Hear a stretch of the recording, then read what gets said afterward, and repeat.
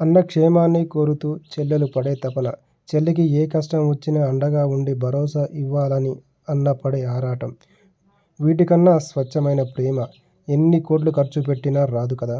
అలాంటి అన్నా చెల్లెళ్ళ అనుబంధానికి ప్రేమతో రక్షాబంధన్ శుభాకాంక్షలు.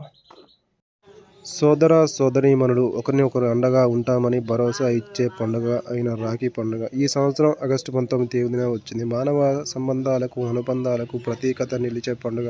కొన్ని ప్రాంతాల్లో శ్రావణ పౌర్ణమి లేదా జగిత్యాల పౌర్ణమి అని కూడా అంటారు. అన్నా చెల్లెళ్ళు, అక్క తమ్ముళ్ళు మధ్య ప్రేమానురాగాలు ప్రతీకగా జరుపుకునే పండుగ విశిష్టత, చారిత్రక నేపథ్యం ప్రతి ఒక్కరూ తెలుసుకోవాలి. రాఖీ పండుగ సోదరీమణుల ప్రేమకు ప్రతీకత. ఒకప్పుడు ఉత్తర పశ్చిమ భారతదేశాల్లో ప్రజలు మాత్రమే జరుపుకునే ఈ పండుగ ఇప్పుడు దేశవ్యాప్తంగా ప్రతి ఒక్కరూ జరుపుకుంటున్నారు. చిన్న పెద్ద పేద ధనిక తేడాలు లేకుండా అందరూ రాఖీ పండుగను జరుపుకుంటారు.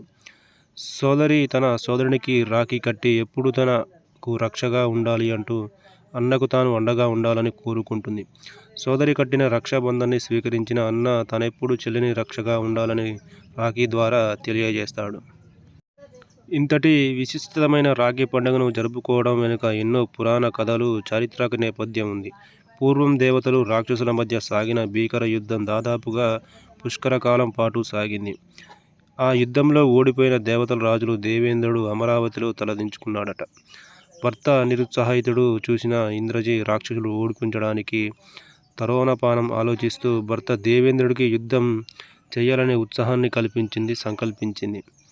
అయితే సరిగ్గా ఆ రోజు శ్రావణ పౌర్ణమి కావడంతో పార్వతీ పరమేశ్వరుడు, లక్ష్మీ నరసింహులు పూజించు ఇంద్రుడు రక్షలను దేవేంద్రుడు చేతికి కట్టింది. ఇక దేవతలందరూ కూడా రక్షలను ఇంద్రుని చేతిని కట్టి యుద్ధాన్ని పంపించారు. అలా ఇంద్రుడు యుద్ధంలో గెలిచిన తిరిగి త్రిలోకాధిపతి సంపాదించాడు. ఆ విధంగా రక్షాబంధన్ మొదలైంది కాక అప్పటి నుంచి ఇప్పటి వరకు రాఖీ పండగ ప్రతి ఒక్కరూ జరుపుకునే పండగగా అయ్యింది.